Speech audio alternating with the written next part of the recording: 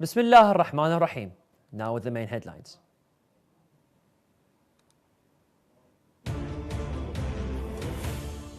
The holy city of Karbala now receives more than 80 million pilgrims around the year, Governor announces. Exhibition of gilded Qur'ans organized in Riyadh to highlight the grandeur of Islamic arts.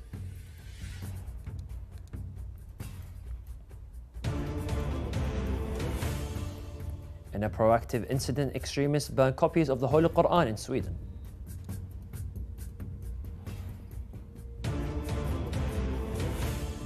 And Shia communities worldwide emphasize the importance of the blessed month of Ramadan in introducing Islam.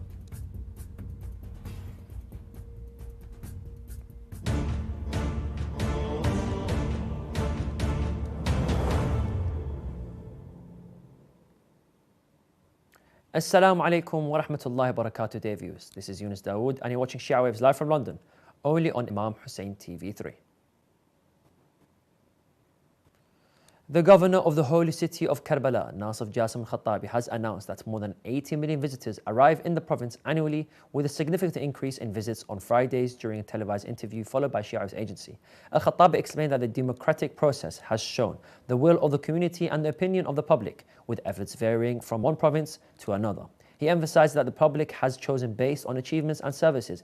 He mentioned that the Ministry of Planning has estimated the financial resources for the province at around 1.3 million Iraqi dinars, adding, "We eagerly await the results of the population census." Al-Khattabi confirmed that the approximate number of visitors now exceeds 80 million throughout the year, with around 25 million visitors during the Arba'in pilgrimage alone, emphasizing that the holy city of Karbala is open to all visitors from inside Iraq and around the world. The governor concluded that Fridays now witness millions of visits, expressing his pride in the presence of visitors during these blessed days of Ramadan.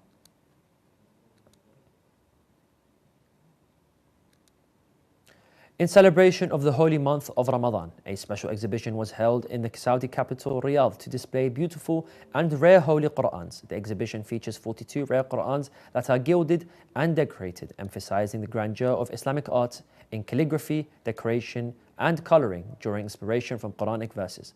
The diversity of the Arabic scripts and papers and copied Quran from different historical periods is also showcased. The supervisor of the exhibition, Faisal bin Ma'mar, stated in a press release that the exhibition includes a collection of rare Qurans and is part of our programs that focuses on organizing high-quality exhibitions during national, religious, and cultural occasions within Saudi Arabia and abroad. He added that its value lies in shedding light on the arts of decoration and gilding, harmonizing Qur'ans with their various schools, introducing them as prominent Islamic art. Bin Ma'mar explained that Islamic arts flourish in various areas, fundamentally rooted in contemplating the signs of Allah and what is mentioned in the Qur'an by looking at these signs and drawing inspiration from them in the universe, nature, and humanity. He points out that the world, especially in the West, has been influenced by these arts in terms of calligraphy, patterns, decorations, textiles, glass, and ceramics.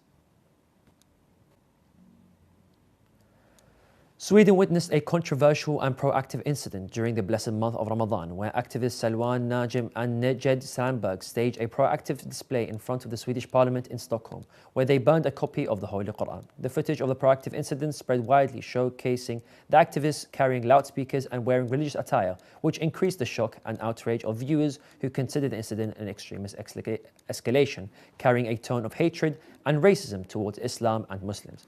A Muslim woman emotionally reacted to the incident, protesting in front of the police present at the scene, expressing her dismay and condemnation of the proactive act.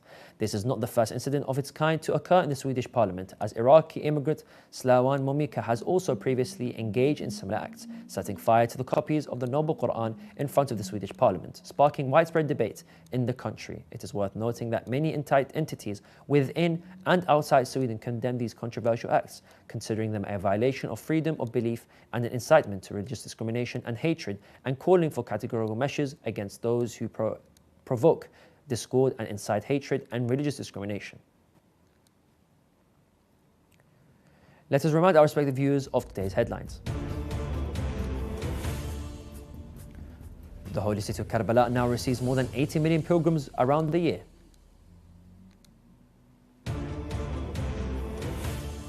Exhibition of the gilded Qur'ans organized in Riyadh to highlight the grandeur of Islamic arts.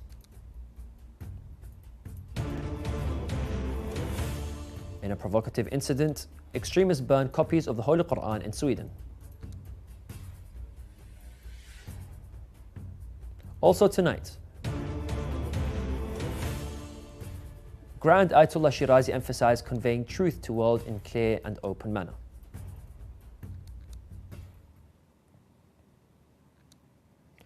Shia communities in Europe and the Americas have emphasized the month of Ramadan is an opportunity to show the bright and great image of the authentic Shia sect and the noble values and the ethics of the Ahlul Bayt alayhum salam. Shia followers of the Ahlul Bayt interviewed by Shia Waves agency confirmed that at a time when there is an increase in acts of aggression, discrimination and hatred directed towards Muslims due to extremist ideas and radical groups falsely claiming to belong to its true Islam, it has become necessary to intensify efforts to show the authentic Muhammadan Islam. They further stated that the greatest manifestations of mercy, humanity and perfection are embodied in the school of thought of the Ahlul Bayt alayhum salam. They represent the true connection to the Islamic message and the Prophet of mercy, salawatullahi wa salamu alayhi ajma'in.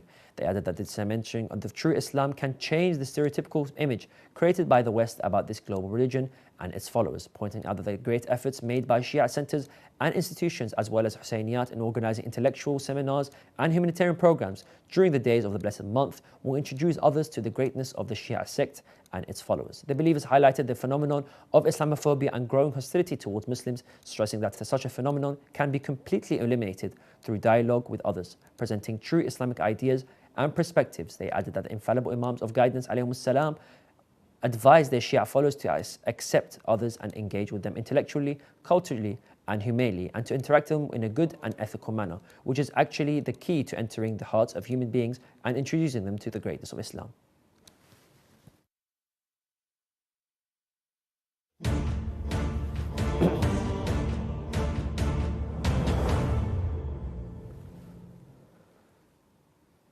And now continue with some shorter news.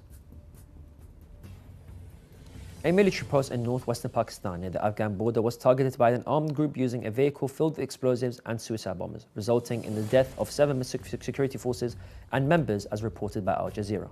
In response to the attack on Saturday in North Waziristan, a district in the volatile province of Khyber Pakhtunkhwa, troops killed 6 assailants, some of whom were wearing suicide vests. The military statement confirmed, while the military media wing did not reveal who was behind the attack. A newly formed group, Jaish Furshan and Muhammad, claimed responsibility for it.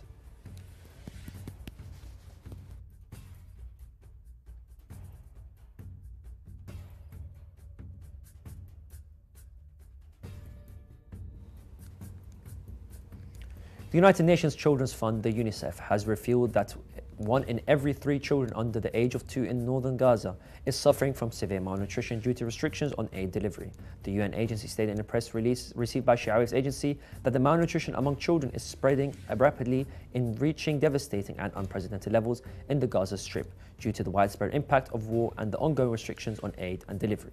It points out that at least 23 children have died in northern Gaza in recent weeks due to malnutrition and drought. The UNICEF Executive Director, Catherine Russell, said that the speed at this catastrophic malnutrition crisis has developed in Gaza is shocking, especially when much needed aid is ready just a few miles away. Russell added that we have repeatedly tried to provide additional assistance and have called for addressing the access challenges we have faced for months. UNICEF screenings conducted for the first time in Khan Yunis in the central area of Gaza showed that 28% of children under the age of 2 are suffering from severe malnutrition, with 10% of them experiencing severe emaciation. The 161st day the Israeli occupation has continued its aggression on Gaza since October the 7th, where its aircraft bomb hospitals, buildings, towers and homes of Palestinian civilians and preventing the entry of water, food, medicine and fuel.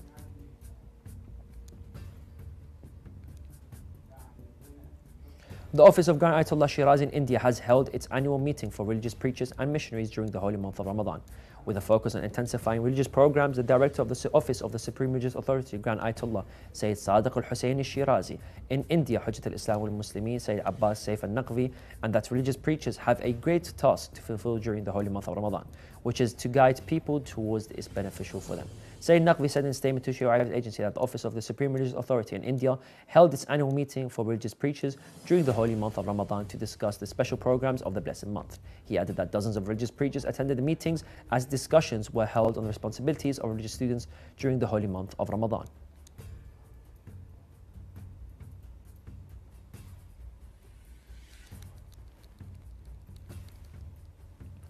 At least 38 workers were injured when a blast occurred in the factory in northern Haryana state in India, Anadolu agency reported.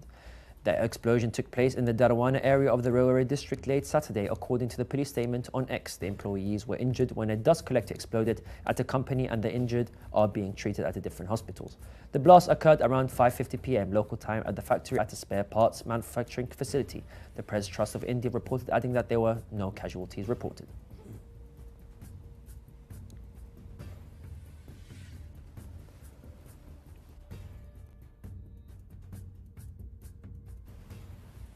The Indian government has outlawed 2 more allegedly pro-freedom organizations in Kashmir and extended the ban on Jammu and Kashmir Liberation Front for another 5 years, Kashmir media services have reported.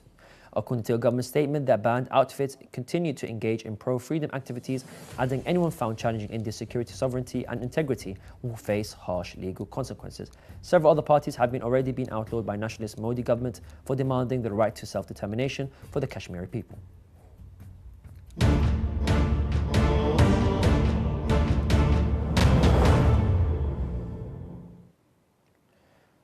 The scholarly meeting of Grand Ayatollah Sayyid Sadiq al-Hussein al-Shiraz was held on Saturday, the 5th day of the holy month of Ramadan. In this session, just like the previous meetings, the Marja answered the questions of the attendees about various jurisprudence issues.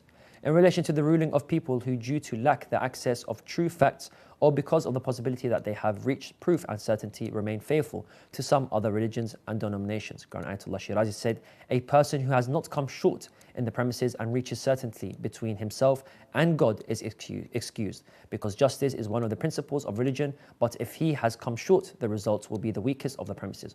Referring to verse 150 of Surah Al-Baqarah, and you Muslims, wherever you are, turn your faces in that direction, the Kaaba, so that people do not open their mouths against you with arguments. The Marja' said before, Muslims and believers obliged to perform their duties in such a way that on doomsday no one will be found to say based on this honorable verse that I was not exposed to proof and reason. So when Muslims and believers come short in stating the truth, they will be reprimandated by God on the day of judgment as to why they did not convey the truth to everyone.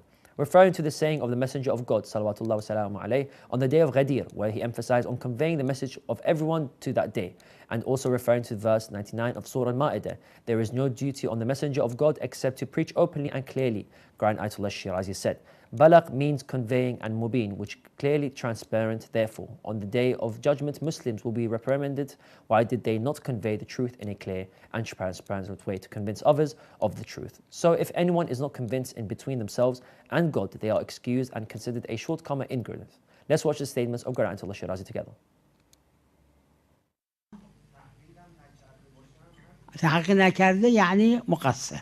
ببینید این وقتی که میخواد یه چیزی بخره، یه خونه، یه زمینی، یه بازاری بکنه، تحقیق میکنه. تو دینش تحقیق نکنه، مقصره. صلی الله علی محمد و آله الطاهرین.